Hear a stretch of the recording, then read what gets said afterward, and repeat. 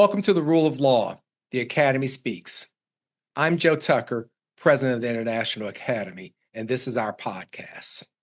This 4th of July, we're reminding ourselves that America is fundamentally a nation of immigrants.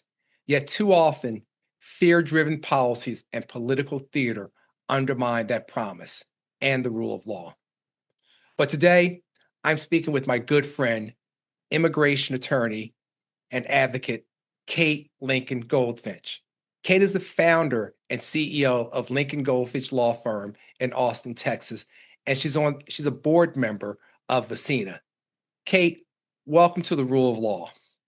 Hi, There's Joe. so Thank you. much to talk about and so little time. Yeah. I don't know whether we begin with Alligator Alcatraz or whether we begin with the Supreme Court case, but the theater that's going on with immigrants and immigration, whether it's the National Guard. Where do you want to start this, Kate? You kick it off. Well, I think a good starting point, we're recording, 6 months into the second administration, sort of just orienting ourselves to where we are can be useful because, during the first Trump administration, there were a lot of policies thrown at the wall. A lot of things got blocked and enjoined. But at the end of 1.0, Trump had pretty successfully ended asylum and immigration along the southern border.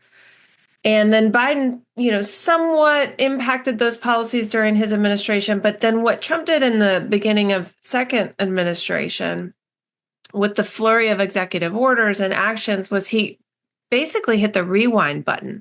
So where we started this time was that the southern border was effectively closed. Asylum had sort of ended as we knew it.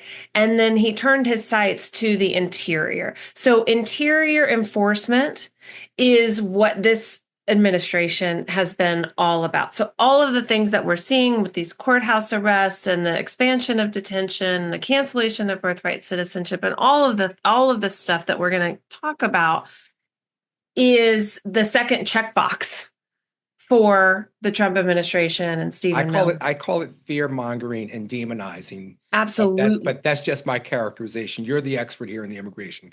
Go ahead and talk to us, Kate. No, that's absolutely what it is. And, I'm sure we'll get into this and the why of all of this. Fear is a very powerful motivator, and it makes Trump a lot more powerful when he freaks everybody out and has them believing that immigrants are criminals and all of that. So we can get into all that, but that's where we are today. We are in the midst, and who knows exactly how long this is going to last, of an intense attack on immigration in the interior of the United States. And we're seeing just, the most horrific things.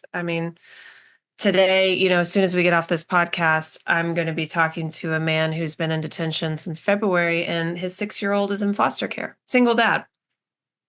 These are human stories that we need to make sure that America hears, and that people like you are on the front lines doing this, whether with VECINA or your individual law practice.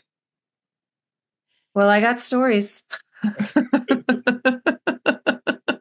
Well, let's talk about some of the myths surrounding immigrants and immigration and the rhetoric. How do we dismantle the rhetoric that is going on with immigrants and the fear mongering?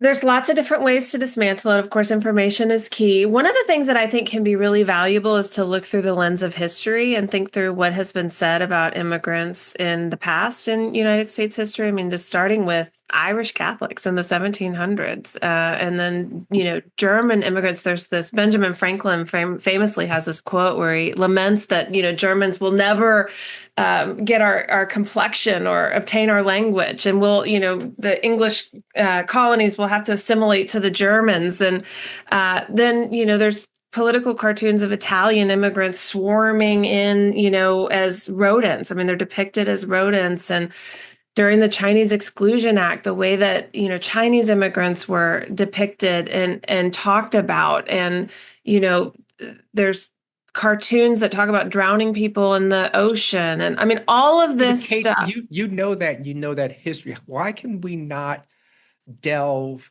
into America knowing that unless you are a Native American or a descendant of an African slave, you are an immigrant. That's right.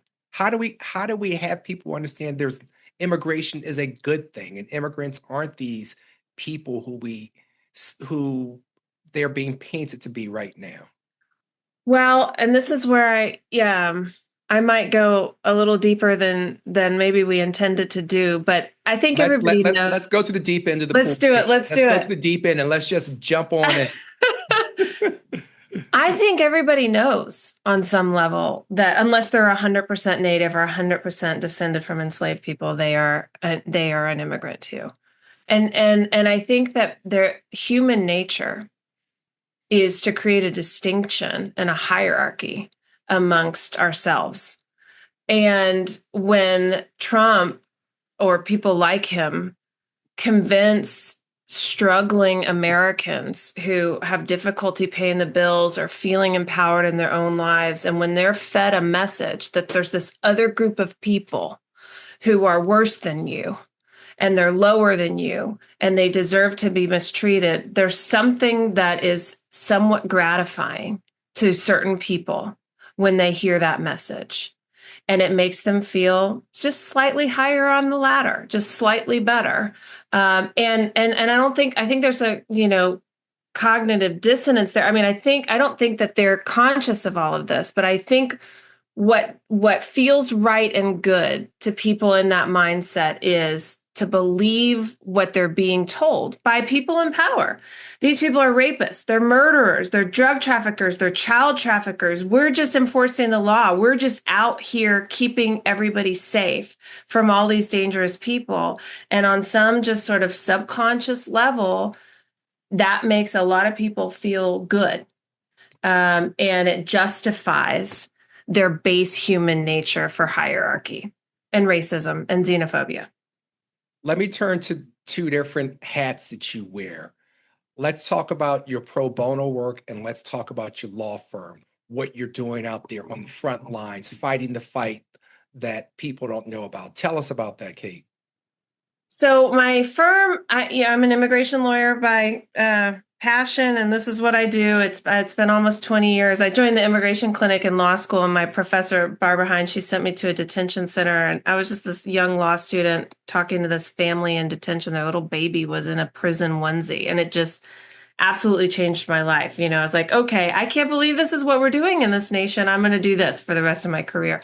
So that's the work that I do as a lawyer, and I have immigrant clients who hire me to help them gain legal status. But during the family separations in the first Trump administration, Lindsay Gray, a friend of mine, and I were in the detention centers working with moms who had had their children taken away from them.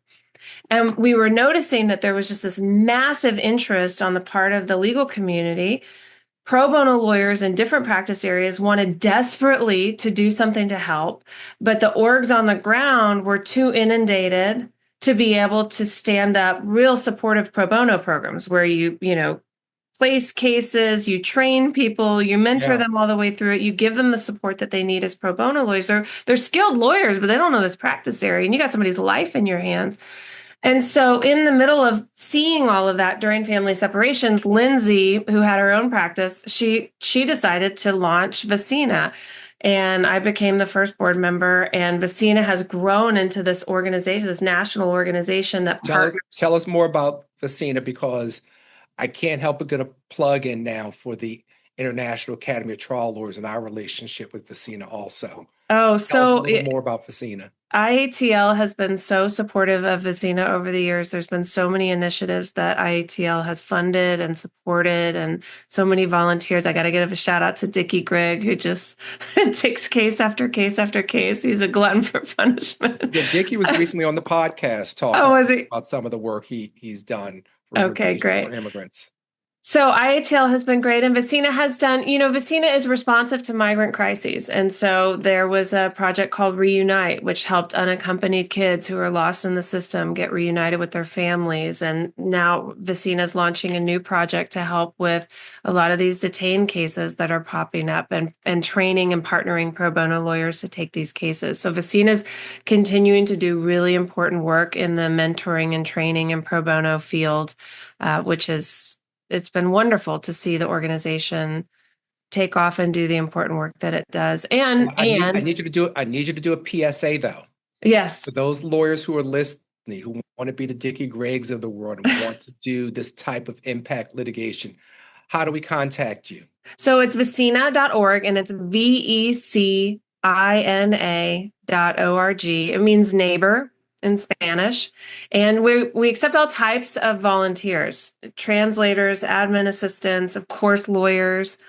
And VECINA, has recently lost some federal funding. I mean, this is something that's happening in the nonprofit world, really all over, but especially in immigration, is that any federal funds that were there before have been slashed. And so there's a lot of pivoting going on, and a lot of scrappiness. Some orgs are doing really interesting and neat stuff, VECINA included. So if anyone's interested in supporting, now is a really great time to get involved because we could really use the help. Thank you for that, Kate. Let's talk about, and I need to put a face on these detention centers. You've been there. How do they look, and what's happening to people at these detention centers? So they're jails. Anybody who's been inside of a jail will understand what they're like. I mean, there's cells and all of that. And but they're worse than that, because often these immigration facilities, somebody's not been sentenced. They haven't gone through, the criminal justice system where they know what their sentence is and they know when they might get out. Most of the time, there's a lot of unknown, and just the bureaucracy is overwhelming. Of course, that's happening now, but because of the policies of the Trump administration, where they're looking to detain and deport anyone who is an immigrant, even those who are in some type of legal process, we have a detention machine in the United States. It's mostly private prison companies who, of course, are out for profits for their shareholders. But we have enough bed space for about 40,000 people in the United States. But we currently have almost 60,000 detained. So we're like 50% over capacity at this moment. So the reports that we're hearing is that people are fighting over bottled water. Children who are very sick are not getting medical care. This is happening. This is happening here in America. This is not some third world country. That's right. Here today, right now, as you and I speak, people aren't able to access, toilets. People are getting sick. Some woman who 25 died in custody. Of course, not a lot has come out about that, because this is another thing. Like I just mentioned, that the federal funding has been cut. So there was something called legal orientation programs where organizations could go in and be inside these facilities and train immigrants on, what their rights are and what an asylum case looks like and all of that. And that's been going on for years. I used to do these programs back, 2 decades ago.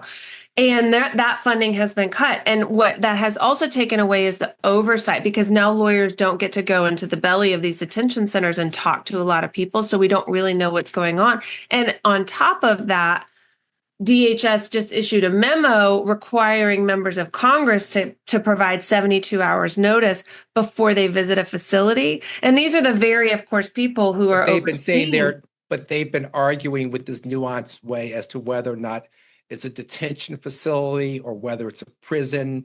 So there have been even games being played with that. Right. And bottom line is, they don't want oversight. They want to abuse people's human rights without anybody telling them they can. That's what's at the heart of it. And they are. It's really bad.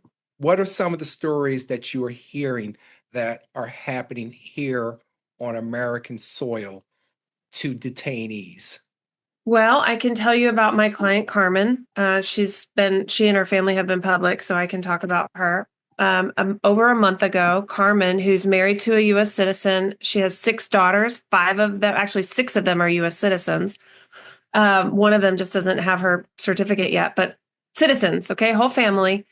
She had a virtual court hearing scheduled. So her judge always does virtual hearings, has ever since COVID. And when we logged onto the virtual hearing, the judge said, you need to drive down to the courthouse. and appear in person, or I'm going to order you removed. So she and her husband, and the attorney from my firm, went down to the courthouse, and ICE moved to dismiss her case. And we objected. We didn't have any notice of this dismissal. We didn't have an opportunity to respond, all the reasons. But the judge allowed the dismissal over our objections, which, rejected her jurisdiction over the proceedings. And when Carmen walked out of the courthouse, she was detained, despite the fact that she has no criminal history. She was in a legal process. She's married to a U.S. citizen, had done nothing wrong. And there's video of this. They shoved her into this van and bumped her head against the van. And her youngest daughter, Galilea, a little firecracker of a girl, and has been, speaking to the media about missing her mom. I mean, this family has been without Carmen now for over a month, and it has gotten to the point where they finally gave up and withdrew her appeal so that she could be deported. And they are waiting. They've sold all their furniture. They're waiting to all just go to Mexico, Eduardo and the 6 daughters, as soon as Carmen can be deported. And I'm speaking to them multiple times a day because they are so desperate. She's lost weight, that she's not eating. There's cockroaches in her food. I mean, it's just the most this is heartbreaking tragic. stuff. This is tragedy. And to think that we had not learned from how we treated the prisoners in Guantanamo Bay to again repeat that in 2025, it's not the America that we hope for, especially here we are on the eve of July 4th, celebrating, the nation's founding. How ironic is that to you, Kate? Oh, yes, it is very poignant. And for me, what's always been so motivating for me in this work that I do is people, families' abilities to stay together. I mean, it's so heartbreaking when you see the separation of a family because of immigration policy, but the cruelty of the separations that are happening right now. I mean, we've had clients who go to their check-ins and it's a mom, a dad, and minor children, and they are currently, they'll put dad in one facility, mom in another, and send the kids to a completely separate facility. Or they'll take a parent and leave the child in foster care. I mean, it's just complete disregard for family unity, which is the bedrock of our immigration laws that were passed during the civil rights era. We were, as a nation, prioritizing families and family unity with our immigration policy. And just the complete lack of care, and that, of course, these ICE agents are showing on the ground, but they're getting the directives from the top. And I mean, if you listen to interviews with Tom Homan or Stephen Miller, I mean, it'll just make your blood boil. They just don't care. They don't view these people as human. I've heard someone use the term heartless in referring to, this is someone who's not an American. I was speaking to him and he lives in Europe, and he said that America seems to be heartless to immigrants, and they never thought they'd see a day when America treated immigrants like this. It's true. It's completely heartless. And, I mean, of course, those of us who have a heart and who care about these people are very motivated by the stories and by the humanitarian angle. And I also understand that for some people it can be difficult to connect to the cause in that way. And I try to wrap my head around that and think about how to talk about this issue in a way that everybody can sort of get on the same page. And the economics of these policies are really, really damaging. I mean, I live in Texas. Wait until the cost of avocados and pistachios and lettuce start going up. And these are the jobs that every first generation immigrant has had to help get themselves on the first rung of the American dream. These are not, when you find immigrants, whether they be the Germans, the Italians, the Irish, everyone just needs to get their foothold in the first rung. And this is what we're depriving now. Yeah. I mean, agriculture, restaurant, hotel, construction, landscaping, and these industries are already suffering, but also, residents who have been approved to come and start their post, medical school residency aren't getting their visas right now. And tech workers aren't able to come. I mean, You think about, we've got our baby boomers aging. One in, I think it's almost 1 in 2 home healthcare aides is an immigrant. 40%. We need immigrants in this country more than we ever have before in every sector. And that's actually not disputed, by the data. Well, the But data is also that they want more Americans to have children, and you're so right. that they can be, and I'm using this in air quotes, more American-like, whatever that may mean.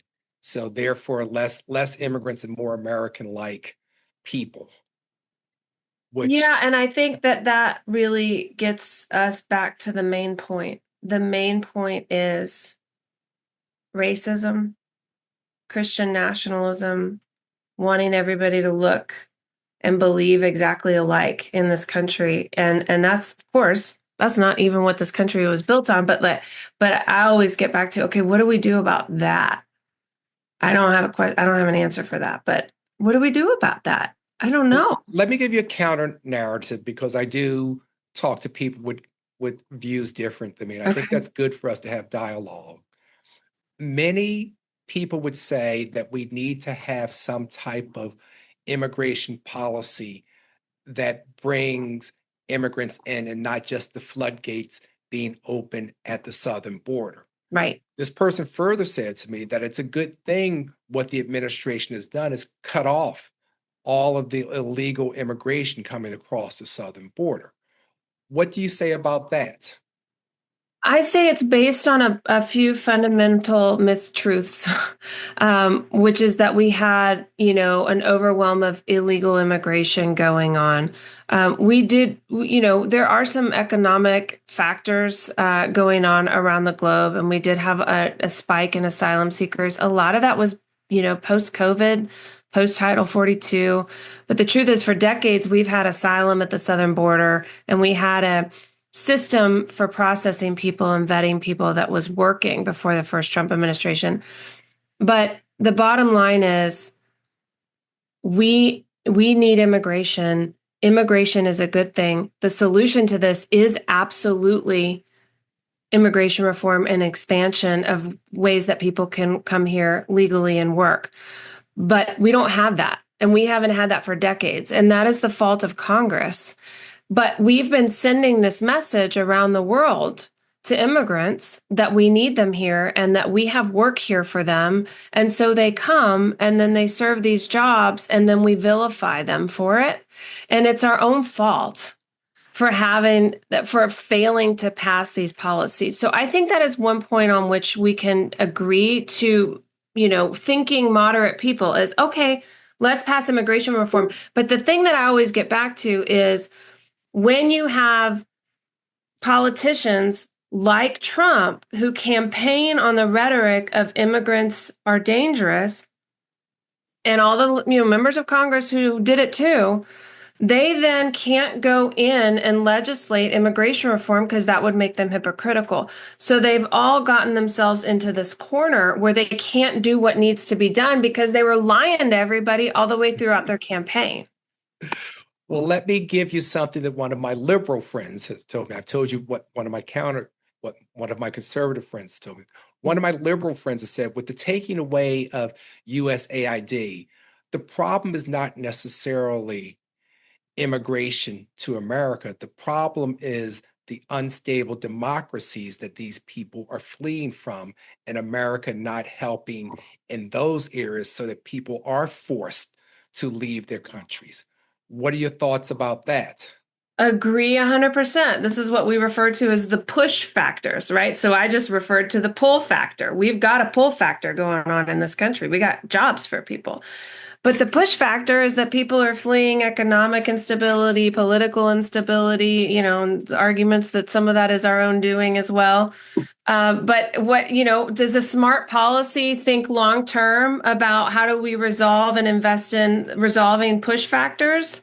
And then what policy do we have that allows for our real pull factors economically? Could we pass some sort of, reform and package that resolves all of this for us? Absolutely. But instead of doing that, the Congress is in the middle of trying to get the big ugly bill passed. And then all of that does is it massively expands the DHS budget. The budget for DHS is more than all of the other law enforcement agencies combined. So the only thing that Congress will pass is immigration enforcement, when in fact what we need is reform and resolution to all these push factors. Want to change just a little bit. Last week, and I think I read this case incorrectly, I will tell you I'm not a Supreme Court scholar, but I know enough to be dangerous in my practice about the Supreme Court. But the birthright citizenship case came down, and it seemed from my perspective to turn constitutional law on its head. Help me understand, as well as those other people who may not be as well informed as I am, or even more informed about that case that came down last Friday and the reversal of, not the reversal, but a redefining of birthright citizenship. Sure. And I don't consider myself a constitutional scholar either. I follow Steve Vladeck very closely. I don't know if you know him. He's Yes. great. His blog is really good and informative. But essentially, this case was not about, it wasn't about birthright citizenship. It was about whether lower federal courts can issue emergency nationwide injunctions stopping policies, while the merits goes on before the court system. Mhm. And unfortunately, it's sort of confusingly, SCOTUS took up the question of nationwide injunctions in the vehicle of the birthright citizenship case, but they Yes. never got to the question of birthright citizenship. They did find that lower federal courts can't issue nationwide injunctions.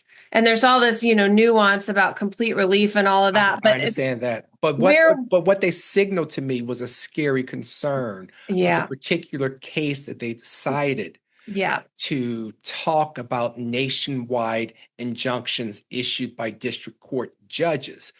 That signaled to me a open-mindedness to revisiting a fundamental constitutional principle of birthright citizenship. Am I overreading that? I think it's valid. I think it's a very valid concern. And I don't know if I'm an optimist or what, but I still think that the consensus on the court is that birthright citizenship is constitutional, cannot be edited by executive order, and that will ultimately be the finding when all these cases go back down and percolate back up. But I think we're going to have potentially chaos in the meantime. We're in the waiting period to have the lower courts interpret the decision. And now we've got, instead of nationwide injunctions, we've got class actions, but those can take, 6 months to be established. So in the meantime, policies go into effect. And we very much might end up in a world where, Texas, where I live, babies can't get birth certificates and emergency medical care and passports. But in Massachusetts, they're fine. Yes. It's like, and then all of this will cause mass chaos, and it'll make its way back up to the Supreme Court. And I don't know what, 6 months to a year. And then ultimately we'll be back to where we started. I think that's what it's going to look like. And I don't know what the Supreme Court was thinking, but it's almost like, golly, I mean, we have, we got the executive, the Congress acting up, and then the court system was kind of holding the line. And what's going on over there now? It's like, we're going to visit that. We're going to visit that in an upcoming podcast with what's going on at the Supreme Court. Good. But Kate, I want to end with you like I end with most everyone. What is giving you hope? We have National Guards, standing in Los Angeles. We have the administration talking about punishing sanctuary cities. We have people in detention centers. We have the president touring and bragging that we have alligator Alcatraz. Horrible. What gives you hope? I remember in 2018, it was the summertime, when CBP started ripping children out of their parents' arms at the border. And some of those stories started percolating in the media. And there was a national outrage. The media started covering it. The people started talking about it. There were protests. People took to the streets. People called their legislators. There was just this horror in this nation that we would do this. And because of that, outrage and litigation, those policies were stopped by the end of the summer. And my hope is that we're having a repeat, that the summer of 2025 will be the story of family separations in the interior, and that because of the national response and litigation, they stopped it by the end of this summer. So that's my first hope, is that we all keep talking about it and we don't become desensitized, because the worse the stories get, the more the more you've heard them. So my advice is to keep being outraged, keep sharing the stories, keep protesting, keep making the calls. We can't get desensitized. And then, the lawyers are the ones listening to this podcast. The lawsuits got to keep coming. So learning how to take a habeas case, filing individual habeas, joining in the classes, doing the impact litigation for people who are smart enough to do that. All of that hopefully will shift all of this pretty soon. That's my hope. And it's just what's what I got to cling to right now. Kate, promise me you'll come back and you'll talk to us again. It would be my pleasure. You have so many good stories, and you're doing such the job out there fighting the fight and advocating and giving voice to the voiceless, which is what many of the guests on this podcast have done. I'm Joe Tucker. Thank you for listening to The Rule of Law, The Academy Speaks, the official podcast of the International Academy of Trial Lawyers. You can find us wherever you get your podcasts. Look forward to talking to you again, and everyone enjoy the July 4th holiday.